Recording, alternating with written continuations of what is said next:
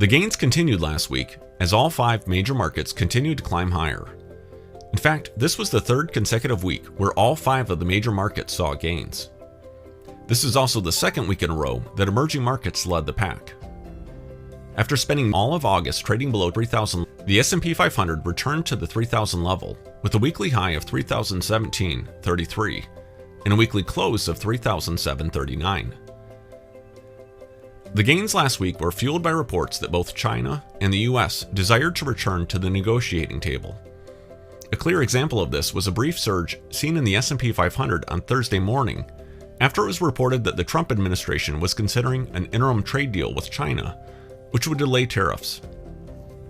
Markets climbed even higher later in the day, reaching an intra-week high that placed the index back within 11 points or 0.35% of the all-time intraday high set back on July 26th of this year.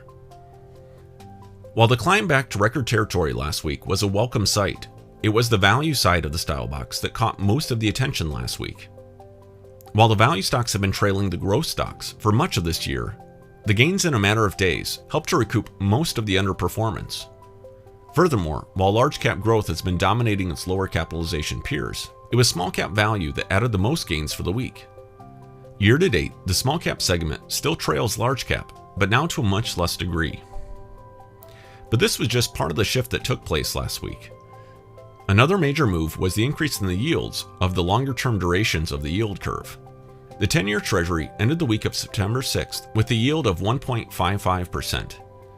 But after a substantial week of daily increases, the 10-year ended the week 45 basis points higher at 1.95%.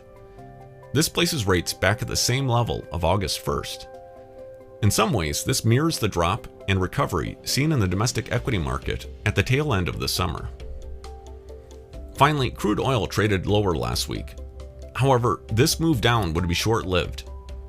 News came out Saturday morning that the world's largest oil processing center in Saudi Arabia had been attacked by Yemen Houthi rebels. This took 5.7 million barrels of daily production offline, and likely for some time. This represents half of Saudi Arabia's total production and 5% of the daily global output. As a result, oil prices jumped 20% in Europe and 15% in the US at Monday's open. This move will likely create even greater pressure on the Chinese economy as they import more oil than any other country in the world.